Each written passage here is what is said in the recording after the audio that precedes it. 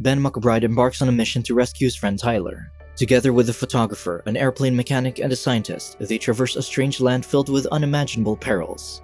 On board the Polar Queen, a Royal Navy ship bound for Caprona Island in the Arctic, Charlie, a photographer from the London Times, takes a group photo of a team of expeditionists.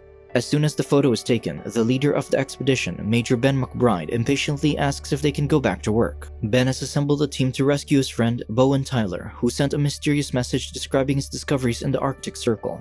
Hogan, a mechanic, helps Charlie pack away her equipment. Ben reminds him that his job is to guard their sea and air vehicle, the Amphib, and not carry the lady's things. However, Hogan tells the Major that one of them has to be nice. Later, Lieutenant Whitby, an officer on the Polar Queen, tells Ben that if the weather holds, they'll reach Tyler's last known position in 3 days. Then, Dr. Norfolk, a paleontologist, enters the room. He recalls when the Major entered the Natural History Museum and handed him a canister containing Tyler's message, which the scientist confirmed was genuine. The captain mentions that Tyler's descriptions of the island make it sound very dangerous, filled with dinosaurs and cavemen. The skipper of the ship, Captain Lawson, asks Ben if he thinks Tyler is still alive, so the Major says that he wouldn't be on this trip if he thought otherwise. 3 days later, on the bridge of the ship, the team and crew watch as they approach the island's coast. Hogan tells Ben he's glad they're going by air, seeing the high peaks they would have to climb. Captain Lawson shares they didn't expect so much packed ice, and if they stay longer than 3 weeks, the ice could crush the ship's hull and they wouldn't get back home. Hearing their given time frame, Ben orders Hogan to hoist the Amphib into the water. Along with Charlie, Hogan, and Dr. Norfolk, the four take off and set out toward the ice wall. As they fly further away, Ben's radio signals to the Polar Queen get distorted. 2 hours later, they finally go over the ice wall and a pterodactyl suddenly appears. Hogan tries to shoot it, but the reptile's beak hits the propeller, making them lose power. With no choice but to land, Ben tells the team to brace themselves. After landing, the Major radios the Polar Queen to report they encountered a pterodactyl and crashed, which shocks the crew. When the captain questions about the crash, Ben doesn't receive a clear response. Afterward, they try to get the plane out of the ground, but eventually give up. While resting, Hogan plans to leave after fixing the plane. However, the Major reminds him of their mission to get Tyler before ordering him to fix the aircraft. Later, Charlie finds a spot to take pictures, and while setting up, she hears shuffling and sees a horned animal's tail. She asks the Major if he could pose for a photo, telling him to stand in front of the rock where she heard the noise. Ben obliges and sees the dinosaur behind him, which startles him, making him fall off the rock. Amused, Charlie points out to Norfolk that the Major found something he might be interested in. They go around the rock and are greeted by the sight of a stegosaurus. Seeing the animal is gentle and docile, Charlie suggests using the animal to pull out the Amphib. Agreeing to her idea, Hogan rigs a rope to the Amphib and Ben ties the other end to the animal. To make the animal move, Ben fires his gun and yells at the stegosaurus, but it doesn't react. Charlie gets in front of the animal and tries coaxing it, clapping and yelling. She gets the stegosaurus to move, pulling the Amphib out. However, they fail to consider how to stop it. In a panic, Ben runs back, gets a bolo knife, and chops the rope just as it's about to hit a boulder. Although everyone is safe, Ben scolds Charlie not to take unnecessary risks. Even though her family's newspaper paid for the trip, he doesn't appreciate the recklessness. Later at their makeshift camp, Hogan tells Ben that he can fix the plane, but it will take 3 days. Ben tells him he can't wait that long, asking Norfolk and Charlie if it's alright if they continue on foot, leaving Hogan to work on the Amphib. Hogan reminds them of the dangers, citing the dinosaurs. To give him some comfort, Ben tells him that he will shoot a flare at 9 AM and 3 PM every day for 3 days, signaling they're okay. Afterward, Ben, Charlie, and Norfolk, now on foot, continue their trek through the strange land. After a few hours, they decide to take a break, but as they are resting, they hear a dinosaur followed by a scream, which the scientist points out as human. Alarmed, Ben follows the sound and a cave woman named Adjor comes out of the bushes. Unaware of who he is, Adjor pulls out her knife, but both their attention is taken back to the 2 dinosaurs chasing her. To scare the dinosaurs away, the Major fires warning shots, but the animals aren't fazed. Norfolk throws him a smoke bomb, so Ben tosses it at the 2 dinosaurs, confusing the animals. When the coast is clear, the 3 approach the cave woman and they notice the Bowie knife she's holding, a sign of contact with Tyler. Hearing them say Tyler's name, the woman reacts, confirming she knows him. They learn her name is Adjor and that Tyler taught her English. She adds that he was a good man, but she is all alone now. Then, they show her a picture of Tyler and Adjor gets emotional. Charlie asks the men to give her a moment with the woman, asking them to make a fire. At the campfire, Charlie shares with the 2 men what she's learned from Adjor. She tells them that Tyler and Lisa, another survivor of the original expedition team, helped their Stone Age tribe, the Galu, advance technologically into the Iron Age. However, 4 months ago, the Naga tribe didn't like the competition and killed the Galu. Knowing it happened recently, Ben thinks there's a chance that Tyler and Lisa might still be alive, but held captive by the Naga. He then asks Adjor if she can take them to where the Naga lives. On the other hand, Hogan shoots a pterodactyl. After shooting it, he tallies the number of pterodactyls he encountered. As the group continues their journey, a spider lands on Charlie, who fearfully screams. Adger handles it with care and Ben jokingly teases the photographer. After 2 days of trekking, they reach a clearing where Adger hears voices.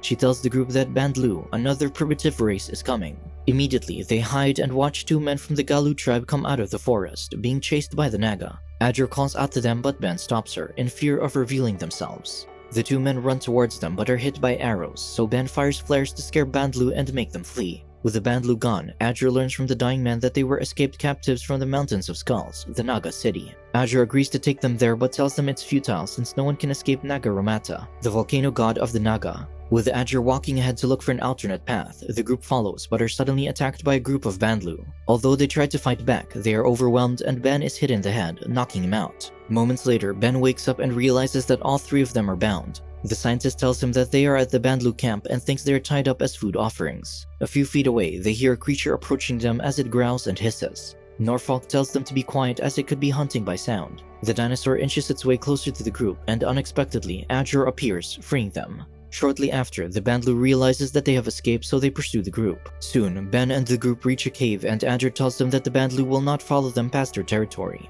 Meanwhile, Hogan tries contacting the Polar Queen, reporting that he finished repairing the plane. If the group hasn't returned after 3 weeks, then he'll fly out on his own. Deeper inside the cave, the team is greeted by a marvelous sight of glowing minerals, gems, and stalactites. They reach the exit of the cave and emerge at the land of the Naga. Walking for hours, they eventually run into a group of Naga warriors. On horseback, a group of Naga, wearing masks and samurai-looking armor, approach. Surprisingly, Ben and the group are welcomed in English. A Naga tells Ben that Tyler is a man with great power, teaching them their language. He adds that Tyler is not a prisoner and it was he who sent them to greet them. Afterward, the team is given horses and are led to the Mountain of Skulls where they wonder if what they've been told is true and how did Tyler know they were coming. Upon reaching the city, they are brought into a throne room to meet Sabala, the Naga leader. Ben and Norfolk wonder where Tyler could be, but the major is struck by a Naga warrior, commanding him to stop talking as Sabala speaks. The other warriors grab Adger, Charlie, and Norfolk from behind, and Sabala gets up from his throne and has Balam, his servant, search them. After they are searched, Adger and Charlie are separated as Norfolk and Ben are taken away. Later, the 2 women are presented to Nagaramata, the Naga volcano god. The women are told that soon they will become brides of Nagaramata.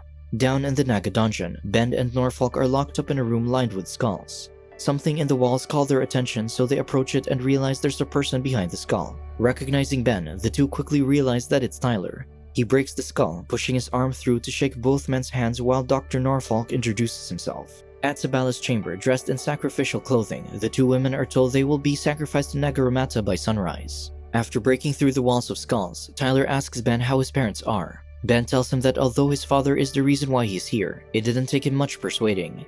Ben reveals that Adger and Charlie are with Sabala, so they need to save them. Tyler tells them that Sabala not only sacrificed Lisa to the volcano, but also caused the elimination of the Galu. Later, when their captors are bringing in food, the 3 captives attack the Nagas. Then, they wear the Naga warriors' armor after they defeat them. Back at Sabala's chamber, a Naga executioner carries Adger and places her on a slab while held down by Balam. When the executioner raises his cleaver, aiming to decapitate her, Ben, Tyler, and Norfolk barge in, interrupting the ceremony. The 3 men fight their way through and Ben frees Charlie, cutting her bindings. The executioner is subdued by Tyler and Norfolk, but Adger is grabbed by Sabala from behind, holding her hostage. Ben tells Charlie to barricade the door as Balam hands Sabala his sword.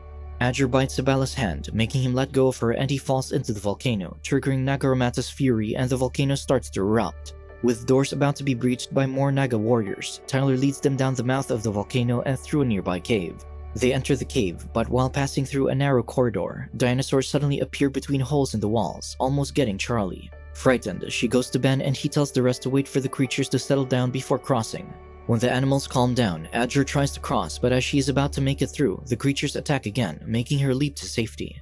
With Tyler and Norfolk now trapped at the entrance of the corridor, Charlie tells Ben to use her camera's flash to blind the creatures. The flash successfully blinds the creatures and they reach the exit. Outside, they subdue the Naga guards and head down the mountain as the volcano continues to erupt. The group runs away while they are being chased by the Naga on horseback. Tyler tells the group to run to a nearby cave while he holds the Naga back, so Charlie hands him a pistol to use against advancing soldiers. Tyler tells Ben that the land is alive and that the heart of the island is the volcano and it won't let them leave. As the rest of the group makes their way to the cave, Ben and Tyler hold back the Naga. Ben faces off with the Naga warrior's leader, almost getting defeated until Tyler shoots the leader before he is struck down by an arrow. Seeing their leader vanquished, the leader of the Naga retreat into the mountain. Ben rushes to his wounded friend and tries to get him up. Tyler is critically injured, and with his last breath, he tells Ben that there is no escape. With the ground rumble intensifying, Ben runs for the cave and tells the rest of the team that Tyler is dead. With the eruption ensuing, the group heads deeper into the cave to escape. Meanwhile, Hogan also feels the ground shaking and tries to radio the Polar Queen, to no avail. As he's trying to make contact, he notices the amphib's rope break, making it at risk of being taken by the strong winds. So Hogan jumps on to hold it down. In the cave, the group encounter another dinosaur. Although they try to use their swords, they fail to defeat it due to the animal's thick armor. The group gets separated, with Ben at the tail end of the animal and Norfolk, Azure, and Charlie at the head. Then, the dinosaur turns around, heading for Ben, who falls down. The animal bites Norfolk's satchel, so Azure comes to his aid, trying to use a stalactite as a club to hit the animal. In such a tight space, all four of them are eventually cornered by the animal. As the rumbles intensifies, a stalactite breaks off from the cave ceiling, stabbing the dinosaur in the back, giving them enough time to escape. Back at the Polar Queen, Lieutenant Whitby advises Captain Lawton that if they wait any longer, they will be crushed by the icebergs. The captain hesitantly tells them to get the ship underway, moving back 5 miles. On the island, Ben and the team reach the exit, but Dr. Norfolk shares that he lost his satchel, which had all his notes and samples. Charlie comforts him, saying that she still has her camera, and they continue running back to the amphib. Along the way, they see a group of Bandlu, and as they are about to fight, the cavemen are engulfed by the island's flames. With explosions happening around them, the team eventually gets close enough to the amphib and Hogan spots them. He readies the plane, signaling them to hurry. Ben, Norfolk, Azure, and Charlie reach the amphib with the island's wrath right behind them. Finally, they take off while the island continues to erupt. They eventually leave, but as they are about to go over the ice wall, the plane doesn't have enough power. Ben suggests they lighten the load by throwing anything unnecessary overboard. Hogan throws everything he can, including Charlie's camera, which makes the plane light enough to get over the ice wall. Ben tries to radio the Polar Queen, but as the ship's crew are about to respond, the radio room on the ship collapses from a small avalanche. With no idea of the location of the Polar Queen, the plane is flying blind. Fortunately, Charlie sees the ship and Ben heads towards it to land on the water close to it.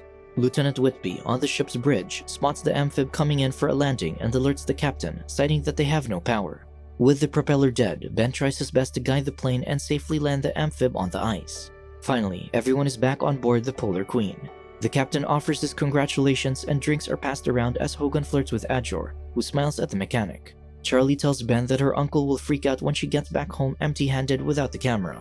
However, Ben is impressed that she had a gun in her camera case, which helped save their lives. The group shares a toast and they leave behind a still-burning Caprona Island. Subscribe to watch more videos like this, turn on notifications and leave a like to help the channel out. Thank you for watching.